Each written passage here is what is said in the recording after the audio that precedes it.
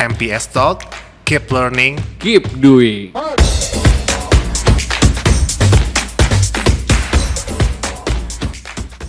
Halo rekan-rekan semua, selamat datang di MPS Talk.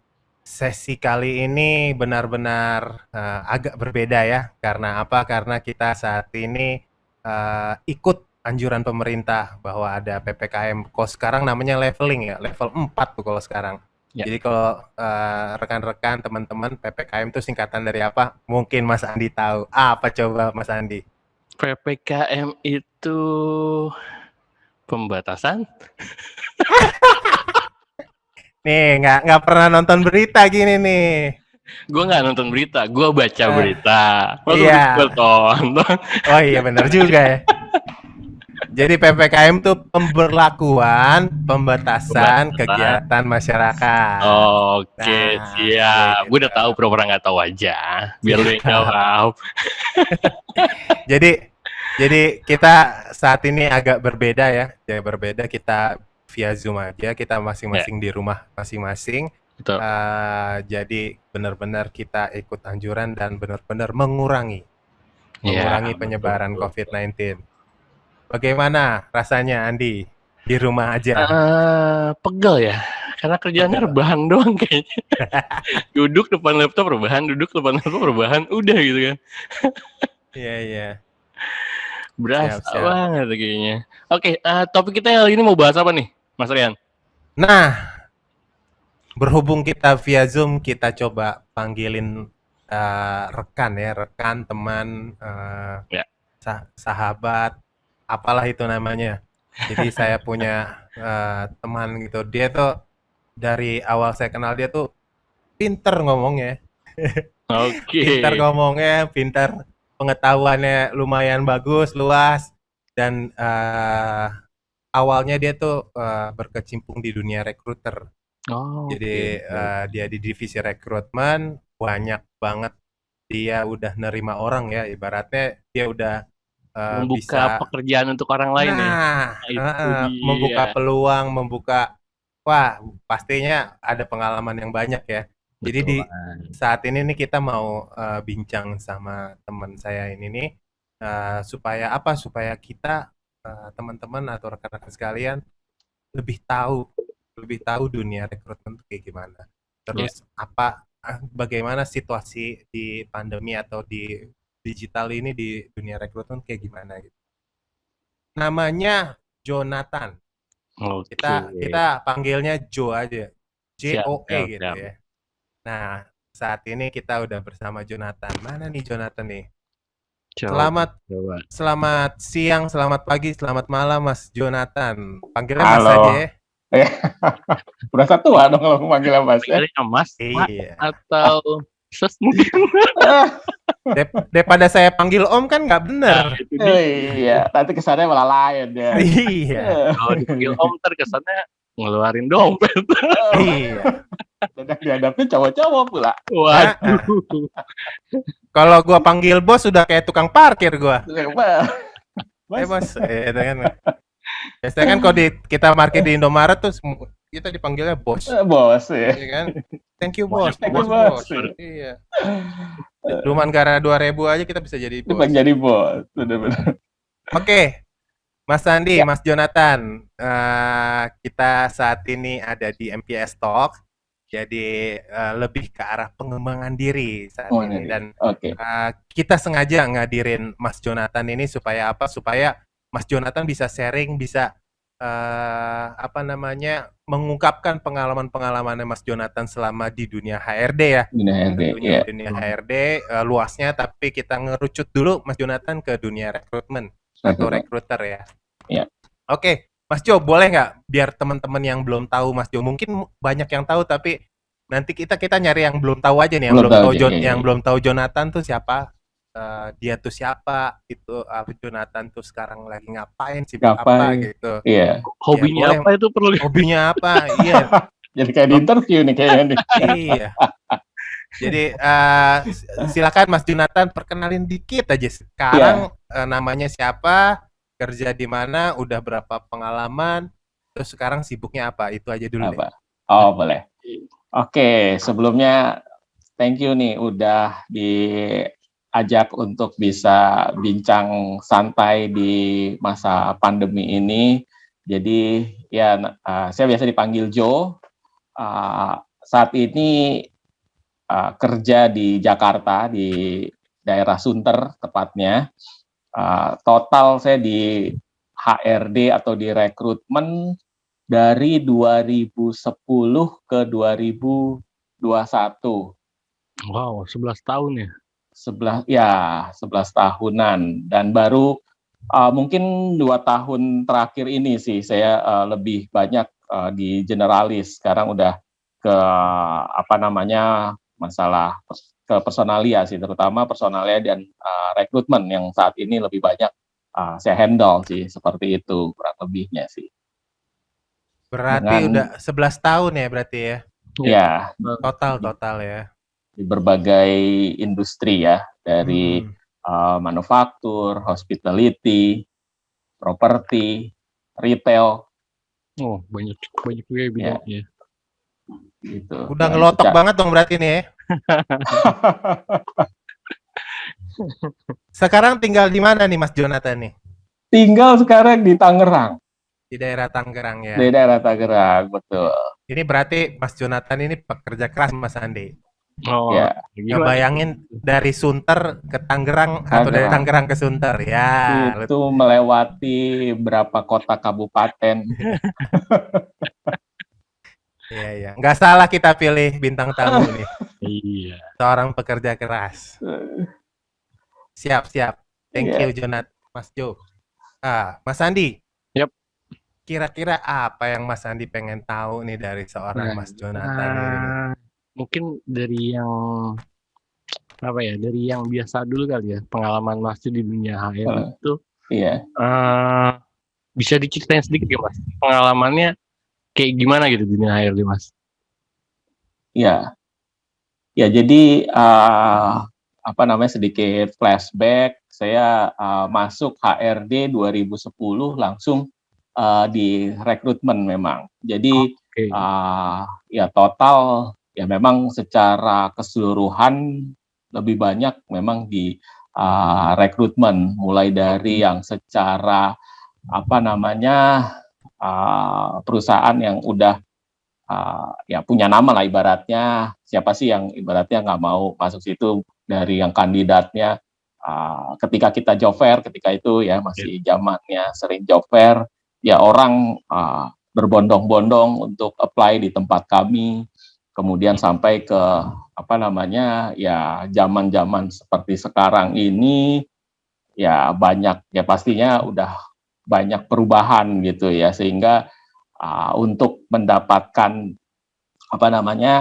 kandidat yang available ya udah mulai agak sulit ya, seperti itu ya. Kadang ya jadi miris juga gitu. Di satu sisi banyak pekerja atau banyak orang yang ingin cari pekerjaan, tapi sisi lain kami dari perusahaan ya seringkali mana nih kandidat yang katanya banyak itu. Nah, itu mungkin dijumpai hampir di seluruh atau di rekruter seperti itu. Iya. Banyaknya kandidat yang ingin melamar sebuah pekerjaan, tapi di sisi HRD sendiri mempertanyakan mana nih kandidatnya gitu. Iya, kok kayaknya udah kita buka user nggak ada yang cocok ya. Itu yang jadi ya satu tantangan tersendiri pasti ya sebagai seorang rekruter ya. Oke. Mas Jo, kita flashback sedikit nih Mas Jo. Flashback sedikit. Untuk menjadi seorang rekruter, skill yang pertama jurusan apa yang cocok. Terus yang kedua benar-benar skill apa yang perlu kita ketahuin atau perlu kita milikin ya. Perlu kita miliki untuk menjadi seorang rekruter gitu loh. Iya. Kalau secara jurusan taruh kuliah akademis, seperti itu, akademis misalkan, sebenarnya secara spesifik sih tidak ada gitu ya. Berbagai macam pertimbangan pastinya yang dicari justru dari mahasiswa atau lulusan dari psikologi. Walaupun dalam kenyataannya ya seringkali juga ada dari jurusan lain juga, dan karena kita kan tidak spesifik apa ada hal yang dibahas seperti arsitektur misalkan atau programmer misalkan kan yang memang dipelajari secara khusus seperti itu ya. Kalau di recruiter ya selain alat tes yang harus dikuasai, pastinya skill yang harus dimiliki pastinya adalah komunikasi, karena walau bagaimanapun kan recruiter itu juga sebagai sales juga gitu ya, cuman jualannya adalah kita jualan bagaimana orang mau bekerja di tempat kita. Jadi memang komunikasi itu menjadi satu hal yang harus dimiliki gitu. Kan nggak mungkin seorang recruiter tapi pendiam gitu. Jadi interview Introvert ya. iya introvert gitu kan. Yang ada malah lebih aktif kandidat ya gitu bisa-bisa. Nah, basic skill yang harus dimiliki ya terutama pasti di skill komunikasi seperti itu ya. Oke, selain tahu cara mengakses juga mungkin ya. Mengakses juga betul. Oke. Nah tadi kan komunikasi gitu kan, komunikasi yang penting banget gitu bagi seorang rekruter. Ada lagi gak kira-kira Mas Jo yang kritikal lah untuk jadi seorang rekruter? Apa harus pintar bikin pertanyaan mungkin atau apa gitu? Apa lagi Mas? Ya itu karena ya mungkin juga harus rajin untuk membaca referensi. Artinya ketika kita interview kandidat, kita kan harus memiliki pertanyaan itu ya paling tidak satu langkah di depan yang ingin ditanya ke kandidat gitu kan. Ketika dia pengalamannya di bidang ini, palingnya kita kan juga harus tahu juga bidang pekerjaan tersebut atau perusahaan tersebut seperti ini, apakah cocok dengan yang kita butuhkan. Itu jadi kadang kan ya kita juga harus menguasai semuanya ya. Jadi memang ya harus open minded terhadap informasi-informasi yang sekarang berkembang gitu. Jadi kita pun juga update gitu. Update ya, mulai dari informasi sampai ke peraturan pemerintah mungkin ya. Peraturan pemerintah betul. Itu kan juga harus juga dikuasai juga pastinya kan. Iya. Oke. Jo, mau nanya nih Jo. Gimana tuh? Selama lu jadi rekrutmen. Rekruter atau rekrutmen sih ngomongnya sih? Rekruter. Kalau orangnya rekruter ya kan kayak driver gitu kan. Rekrutmen mungkin ya. Iya, rekrutmen. Bukan, jangan logikanya jangan driver. Kalau driver, drive man. Drive man. Iya. Jo, selama lu jadi rekruter, yang paling lu ingat, pengalaman yang paling ingat, yang terkocak atau benar-benar yang nggak terduga, ada nggak Jonathan? Yang saat ini, satu atau dua lah lu cerita lah. Iya. Jadi dulu pernah, karena kita juga banyak terima, orang masih kirim pakai pos ya. Oh, oke. Ya, jadi ya kadang kan ya kita juga nggak menutup mata orang-orang untuk masuk harus bayar gitu kan. Jadi pernah pas saya bongkar map itu diselipin uang. Jadi jadi saya nggak tahu apakah supaya rekruternya itu mau dapat duit dari kandidat gitu kan, mau ngelamar dipanggil gitu. Jadi pas saya buka, kok ada uang jatuh. Ya, itu kadang jadi satu ya saya nggak tahu gitu ya, mereka pertimbangannya apa sampai menyelipkan uang gitu. Waktu itu saya masih ingat 10.000. Pas saya yang buka itu kan, jadi waduh keren. Jadi kan ya mungkin dia juga memberi rangsangan supaya siapa tahu ini baru dibuka 10.000, yang lainnya mungkin ada yang lebih gitu kan.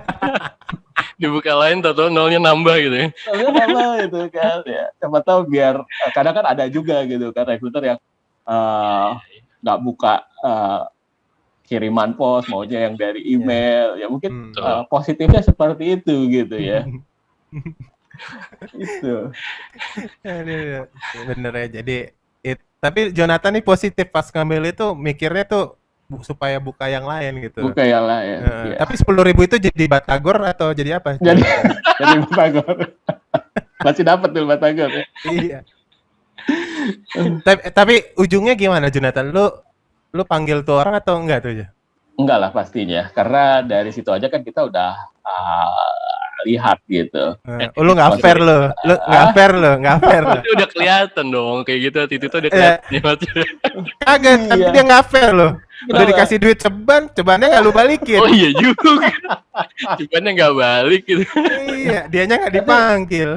Masa ngirimin jadi minus, gua balikin duit 10.000 pakai pos gitu. Pos. Rugi. Iya, atau enggak posnya kan misalnya posnya 6.000. Ya lu balikin 4.000. 4.000 potong ongkir. Oke, Jo, selain itu ada lagi nggak satu lagi yang benar-benar pada saat interview deh. Kalau itu kan sebelum pra interview ya, sebelum. Nah, sekarang yang pas lagi interview. Pernah mendekatkan jodoh orang. Waduh. Ya, gimana? Tuh? Jadi dulu tuh ada cowoknya tuh jadi udah kerja di tempat saya duluan. Nah, terus kita adalah job fair di Surabaya waktu itu. Surabaya kebetulan memang pas kita pun lagi cari untuk tim di kami di rekrutmen seperti itu. Ada cewek kasih CV. Karena dulu saya masih kerja di daerah Karawang, kan Surabaya Karawang itu nggak banyak lah pastinya orang yang mau gitu. Pasti ya Surabaya carinya ya dekat-dekat Surabaya ataupun kalau misalkan keluar kota ke kota-kota besar sekalian gitu, Bandung, Jakarta misalkan. Nah, jadi pas waktu itu ada kandidat ini taruh CV. Kemudian pas kita buka, kadang kan kita juga screening kilat ya kalau ketika ada job fair gitu, kita buka, wah kebetulan pas nih yang kita butuhin. Kemudian kita panggil, mau nggak nih kerja di Karawang? Dan terus dia bilang, mau, wah jarang-jarang nih cewek dari Surabaya mau ke Karawang gitu kan. Terus kita tanya, udah gitu kita jadwalin interview, kita tanya dong apa nih yang membuat biasa kan motivasi, apa sih yang mau buat kemudian bergabung dengan kami gitu. Ya soalnya cowok saya di Karawang gitu. Wah, dan ternyata kita juga nggak kenal sebelumnya dengan cowoknya gitu kan. Dan iya cowok saya ada duluan di sana. Wah berarti pas banget dong kalau gitu bisa ya untuk kemudian ikut atau lanjut prosesnya di Karawang gitu kan. Oh ya bisa.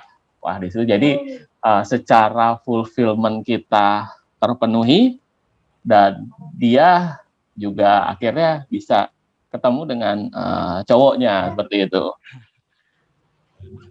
Sekalian biro jodoh berarti ya. Sekalian biro jodoh jadinya. Gitu dan ya nggak banyak lah. Iya. Kalau gue punya pengalaman lebih parah lagi. Gimana tuh Mas Rian? Waduh, jadi gue yang cerita nih. Nggak apa-apa. Kita kan sharing-sharing aja. Jadi nyokap ya, ngomongin nyokap ya. Nyokap itu dulu HRD general juga. Jadi butuh satu orang admin atau apa waktu itu. Jadi nanya dong ke gua sebagai anaknya. Yan, katanya, cariin ini dong, kriterianya ini. Wah, gue tanya teman gue lagi dong. tanya teman gue lagi, oh yaudah cewek gue aja, kata teman gue gitu. Iya. kata kata teman gue gitu, cewek gue aja. Oh ya udah, coba kirim CV-nya ke gue, nanti gue kasih ke nyokap. Gue kasih deh tuh CV-nya ke nyokap. Wow, nyokap bener tuh yang lu bilang, full filmnya udah bagus segala macem, oke. Udahlah, masuk segala macam. Setahun setelah dia kerja, dia nikah dong sama yang teman kantor. Jadi bukan nama ini ya? Bukan nama teman gue. Gue berarti nggak langsung dia nggak lepas jodohnya sendiri. Jadi gue perantara jodoh orang juga. Gue Jodoh orang. Nganterin jodoh orang dan menghilangkan jodoh orang juga. Menghilangkan jodoh orang lain. Jadi doanya nggak tahu tuh jadinya gimana ya? Makanya. Yang diterima yang mana? Oke. Jo, kalau sekarang dari sisi si pelamar nih, Jo. Kira-kira untuk saat ini menurut pengalaman Jonathan, kira-kira sebelum mereka melamar pekerjaan ke sebuah perusahaan, misalnya teman-teman ada yang mau ngelamar tapi belum sempat ngelamar nih, apa yang kira-kira penting banget harus disiapin nama mereka, Jo? Ya, penting adalah tahu dulu nih kerjaannya tuh apa sih, sama perusahaannya bergerak di bidang apa gitu. Jadi kadang ya saya nggak tahu lebih karena semakin banyak kail yang ditebar, ya masa sih nggak ada yang nyangkut gitu kan. Ada juga yang punya anggapan seperti itu, tapi kadang ya mereka juga lupa gitu bahwa karena asal, dalam tanda kutip, asal apply, jadi nggak tahu gitu yang dia lamar apa, dan ketika dipanggil jadi wah kapan ya saya apply, terus ini bergerak di bidang apa ya. Nah jadi kan nilai minus gitu dari kita sebagai recruiter gitu. Wah ini gimana, maksudnya belum apa-apa kok malah nggak tahu gitu pekerjaannya apa, kemudian perusahaan yang di-apply. Tentu kan kita ya adalah sakit hati gitu kan pasti ya. Dari situ aja udah langsung skip gitu kan. Berarti bukan nggak ada no hard feeling, nggak ada berarti ya? Nggak ada. Benar-benar hard feeling. Iya gitu kan, apply tapi nggak tahu tentang perusahaan gitu. Iya benar-benar juga gitu ya. Oke, ada lagi. Perlu itu jadi untuk tahu dulu nih pekerjaannya nih nantinya apa sih yang jadi job desk-nya. Kadang kan ada juga yang ya asal apply itu tadi ya, karena udah saking frustrasinya nggak pernah dipanggil, apa juga di-apply gitu. Kadang kan juga ada yang kita juga mungkin agak nyerempet sesuai nih dengan kualifikasi, tapi ya itu tadi ketika kita panggil malah dianya nggak menguasai atau tidak tahu tentang si perusahaan itu dan juga jadi nilai minus juga ketika ya karena kan ada juga yang kandidat belum apa-apa udah nanya gaji gitu.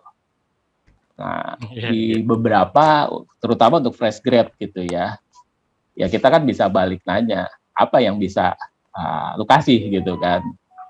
Kita aja belum tahu gitu secara pengalaman, secara bidang yang dia kuasai gitu. Jadi itu juga kadang juga ya mungkin agak sedikit dihindari gitu. Bukannya kemudian ya kadang kan juga milenial juga seringnya beranggapan wah saya kan lulusan dari kampus Bonafit gitu. Secara pride dia ada, kemudian merasa mungkin dong dihargain, dihargain sekian seperti itu. Jadi dia belum apa juga udah pasang harga. Itu juga jadi catatan tersendiri juga gitu kadang buat kami. Cuman memang nggak banyak. Pasti kan ada juga yang secara dia merasa kampus oke, dan memang oke juga, ya dia udah pasang harga, ya kita coba ikutin gitu cara mainnya, misalkan seperti itu. Itu sih kurang lebihnya. Oke. Yuk silakan Di. itu jadi lebih kayak apa ya, do and dance-nya ya saat jadi seorang kandidat gitu ya. Kandidat, iya. Lebih kayak do-nya harus apa dan don'ts-nya Harus apa? harus apa gitu. Nah, Iya. mungkin ada tips lagi gak kira-kira nih, Mas Jo? Let's say dari sisi tampilan gitu saat dia mau datang gitu kan, mau di Iya. interview, secara manner tuh harus seperti apa gitu loh. Seperti apa? Iya. Ya, ini juga penting dan terkadang sedikit terlupakan gitu. Mungkin berangkat dari CV dulu deh, apa namanya, bagaimana kita sebagai rekruter tuh kan waktu yang dimiliki itu ibaratnya tidak banyak untuk men-screening lamaran-lamaran yang masuk seperti itu.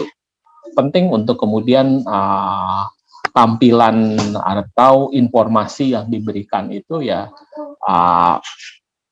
lengkap seperti itu, mulai dari foto, kadang foto asal dia pakai foto HP dan kemudian ya posenya pose apa, alay mungkin. Gini. Iya, gitu untuk lamar gitu. Ada aja memang yang apa namanya yang dia gunakan. Terus informasi yang diberikan di CV itu minim juga gitu. Jadi hanya lulusan dari mana, alamat, dan udah gitu kan. Tanpa kita tahu dia menguasai apa, kemudian bidang atau apa namanya penguasaannya juga tidak disebutkan. Jadi hanya benar-benar pure alamat, lulusan mana, udah aja gitu kan. Atau kalaupun misalkan dia ada pengalaman, dia hanya tuliskan nama jabatannya saja tanpa mendetailkan job desk. Kemudian ya ketika interview pun ya itu tadi yang disampaikan Mas Andi juga, penampilan juga kadang tidak diperhatikan juga.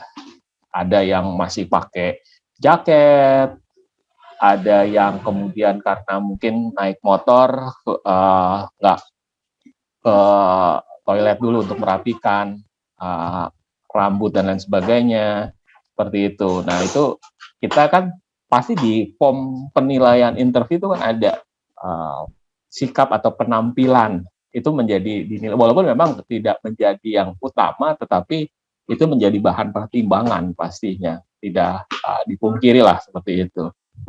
Karena kita akan lihat dari atas sampai ke bawah seperti itu kan, bagaimana sih dia memperhatikan hal yang memang itu ya melekat dalam dirinya, dia aware nggak sih gitu kan ketika dia datang ke tempat baru, apalagi dalam rangka untuk mencari pekerjaan, dia memperhatikan itu enggak gitu. Nah itu kan juga pastinya menjadi satu penilaian ya atau pertimbangan buat kami sebagai seorang rekruter seperti itu.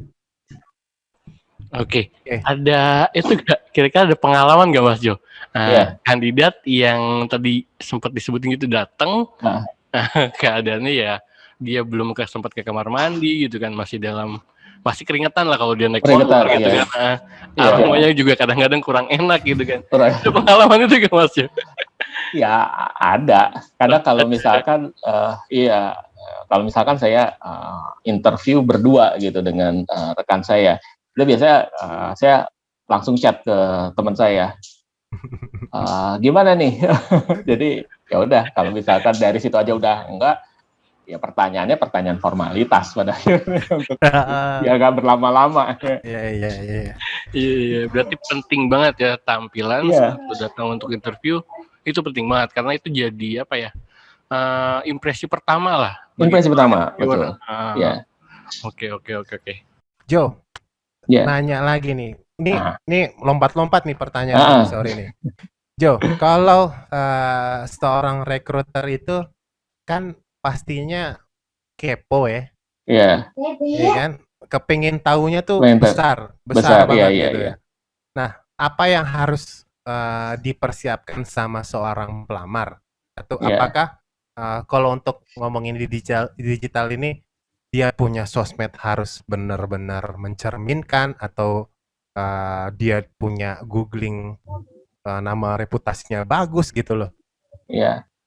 itu ngaruh banget nggak sih Jo di dunia recruiter itu? Ya, ya kita ya itu sih Pak, ngaruh gitu ya. Terutama pasti kita juga akan kepoin kepo ke sosmednya dia. Kadang yang kita lihat lebih ke preferensi dia, orangnya seperti apa gitu. Oke. Maksudnya ya kadang ya kita menghindari orang-orang yang secara apa namanya minat gitu ke hal-hal yang ya tidak sesuai dengan nilai-nilai perusahaan.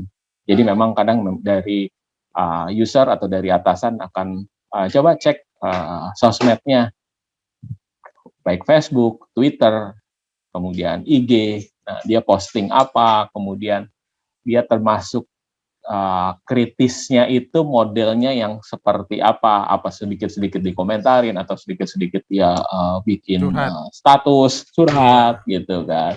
Nah itu kan juga kita juga kadang hati-hati gitu dengan kandidat-kandidat yang seperti itu. Belakangan ini kan juga sering ya dari perusahaan akan minta sosial medianya juga dicantumkan kan. Ya kadang untuk ketika kita sudah mencantumkan, berarti kan kita juga harus siap atau bertanggung jawab terhadap konten yang kita sudah pernah buat gitu. Iya. Nah, itu mungkin juga ya harus lebih hati-hati gitu. Bukannya kemudian kita mau kepo ke hal-hal pribadi gitu, enggak ya. Ya cuman kan walaupun cuma sedikit ya, pasti ada lah. Lirik dikit ya. Iya. Nih gue tahu banget nih ekspresinya Jonathan sama teman-teman rekruter yang cowok-cowok kalau ketemu kandidat cewek cantik terus wah IG-nya kita cari nih. Gitu. Fotonya kekunci. Nah, pasti BT-nya sampai ke ubun-ubun tuh. Ini bisa yang lain. Gila, namanya bagus nih. Di foto profil bagus cari. Aduh kekunci. Ya. Pakai akun kedua berarti. tapi ini Jondi, Tuhan tuh adil ya. Jadi seorang Jonathan, kalau kita tadi mungkin beberapa menit sebelumnya kita ngobrol-ngobrol, ini Jonathan tuh pembawaannya begini. Bentar gitu. Ya, mungkin seorang rekrutmen harus kayak gitu loh. Lu bayangin kalau gue jadi rekruter ya Jo. Gimana? Lo jadi rekruter ada cewek dikit anjir gitu. Dia belum hampir udah dipanggil ya kalau jauh versi ini sini. Iya, udah bener. Tuhan tuh adil ya, makanya gue di posisi yang mana? Gue bukan di posisinya Jonathan ya. Mungkin Jonathan begitu juga tapi dalam hati. Kalau gue kan menerangkan langsung, tunjukin. Oke. Jo, sebelum terakhir nih Jo, sebelum kita nutup nih episode ya. Jonathan bisa kasih masukan ya buat teman-teman pelamar. Yang satu buat teman-teman pelamar pekerjaan, terus yang kedua buat teman-teman rekrutmen yang ada di luar sana. Boleh kasih masukan nggak Jo? Di era sekarang, di saat ini. Di era saat ini, ya penting yaitu tadi ya sempat saya singgung sedikit, ya fokus kita terhadap karir apa sih yang kita mau tekuni gitu. Memang untuk fresh grad apa aja dulu deh gitu ya. Kadang apa ajanya juga ya kita juga harus tentukan goal kita gitu kan. Kalau misalkan kita mau yaudah saya mau jadi admin. Ya sekarang kan kelas-kelas online gitu kan banyak gitu kan, apalagi dari MPS Training kan juga sering ngadain pelatihan-pelatihan. Nah itu ya coba tetap diikuti gitu. Sekarang kesempatan untuk mengupgrade diri itu kan lebih terbuka gitu ya. Banyak channel-channel yang memberikan pelatihan-pelatihan baik itu yang basic Excel, kemudian secara soft skill mungkin, nah itu kan juga ya harus kemudian coba untuk dilakukan gitu. Kemudian ya itu mempersiapkan setelah kita sudah tahu goal, kita sudah tahu, udah mengupgrade skill kita, ya baru kemudian kita tuangkan itu ke dalam CV yang ya pada akhirnya itu bisa dari selembar atau 2 lembar kertas itu bisa menggambarkan apa sih yang kita miliki, yang kemudian kontribusi yang kemudian bisa kita berikan ke perusahaan yang akan kita lamar. Juga perlu menyampaikan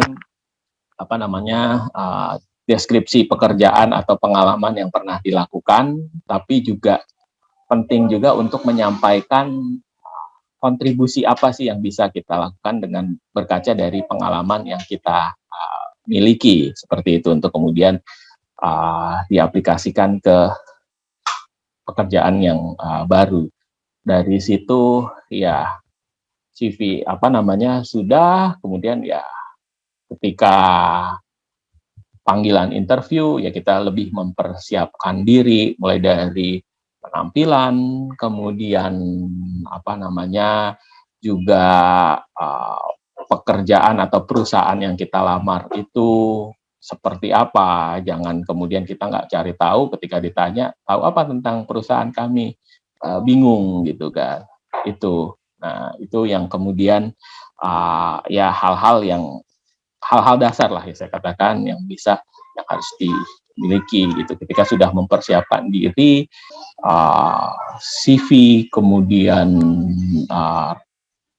psikotes dan interview. Mungkin kalau saya beri sedikit bobot gitu kan, untuk CV ya kurang lebih sekitar 15% itu memberikan dampak ke rekruter, kemudian psikotes bukan menjadi satu-satunya, tetapi juga itu menjadi penting ya, sekitar 30-an% itu memberi kontribusi untuk kemudian pertimbangan kami untuk rekrut. Dan yang menjadi nilai tinggi adalah pasti ya di interview ya, bagaimana kita juga mengetahui.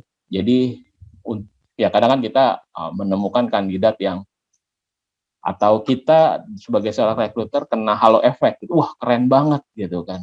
Jadi dari sekedar kita atau seorang kandidat itu menyampaikan sesuatu yang wah, ya sampaikan juga dengan jelas adalah bukti-buktinya tuh disampaikan. Jadi nggak cuma sekedar meninggikan atau bicara angan-angan gitu. Itu. Dan mungkin kalau untuk rekruter sendiri ya dengan kondisi seperti ini sedikit banyak kendalanya pasti ada. Di kondisi biasa aja untuk mendapatkan atau attract kandidat yang qualified yang kita butuhin aja itu butuh usaha. Ditambah dengan kondisi pandemi ini, pasti usahanya akan jauh lebih lebih makan tenaga seperti itu. Tapi kita punya beruntungnya untuk yang misalkan kondisi perusahaannya cukup baik, mencari pekerja aktif mencari kandidat, ya pasti banyak kandidat yang saat ini dalam posisi aktif mencari. Nah itu menjadi satu nilai plus juga untuk kita seorang rekruter, untuk perusahaan yang memang masih aktif mencari kandidat seperti itu ya. Mungkin itu yang bisa saya sampaikan, Mas Rian dan Mas Andi. Siap. Oke, thank you. Bener-bener Oke. ya, Jonathan sih orangnya wise banget ya dia. Makanya. Bener-bener. Cocok gitu kan. Iya, bertata ya. Oke, Jok, kita masuk ke segmen di mana lu harus jawab pertanyaan sesingkat mungkin dan secepat mungkin. Oke. Ya, jadi kalau bisa lu nggak usah mikir-mikir panjang gitu. Iya. Gua tahu nih orang-orang yang kayak gini tuh pikirannya panjang kan. Sekarang gua puji lu supaya pikir pendek. Biasanya Dan sebelum jawab tuh mikir dulu apa yang harus mau dikeluarin gitu kan. iya, yang ini nggak boleh, yang ini Ini nggak nggak boleh. boleh ya? nih. Jadi ini anggap aja gua rekruter, lu Iya. kandidatnya Kandidat. gitu ya. Oke, oke. Kita ganti role ya nih sekarang. Ganti role ya dia. Oke, Andi, silakan Oke. Andi. Kita masuk ke segmen ice breaking. Oke, pertanyaan pertama. Let's say, ini Mas Jo sebagai seorang kandidat gitu. Kandidat. Oke. Nah, setelah selesai interview, begitu keluar kantor, Mas Jo akan menemukan lotre senilai 100 miliar. Apa 100 yang akan miliar. Mas Jo lakukan? Nggak jadi apply kerjaan. Udah dapat duit 100 miliar gitu. Malah bikin perusahaan. Kalau ditelepon lagi, oh sorry nggak jadi. Gitu. Sombong amat.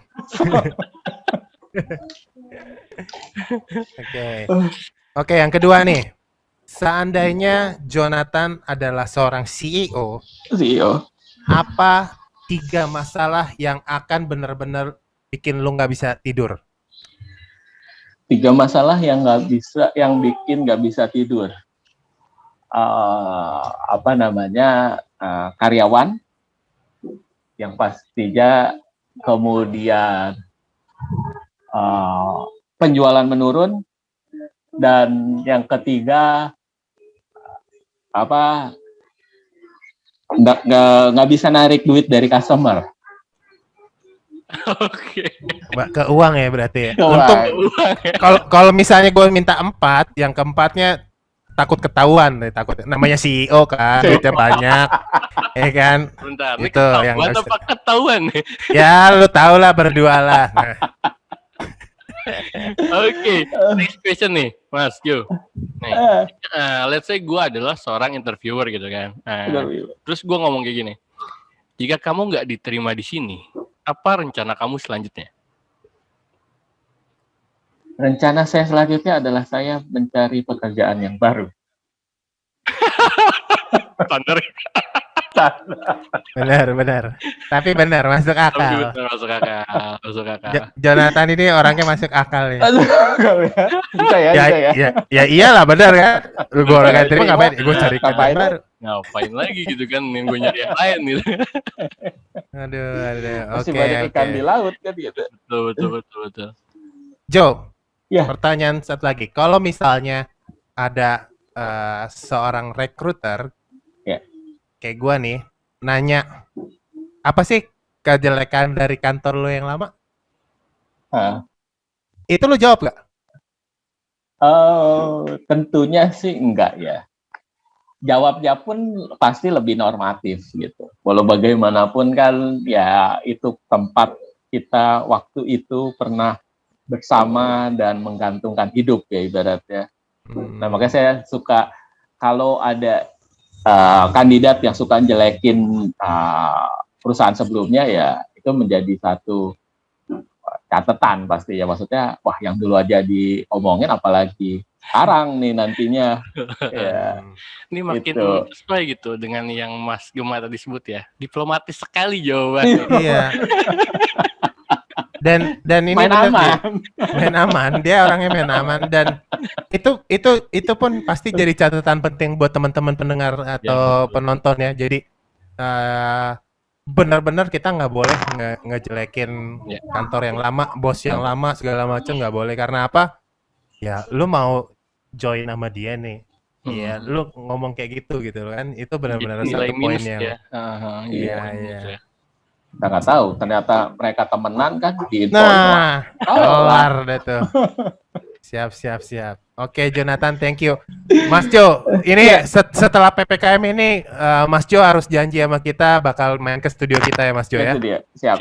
Studio, nanti kita ngomongin lebih lebar lagi. Mungkin kita lebih ngomongin ke HRD atau ke arah talent division ya. Talent division.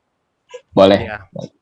Oke, Mas Jo. Oke, thank you. Dari kita, thank you, Mas Jo. Sehat terus. Sehat. Ya. Terus sukses terus sama pekerjaan-pekerjaannya ya. Oke, thank you. Oke, bye. Yo, bye. Pamit.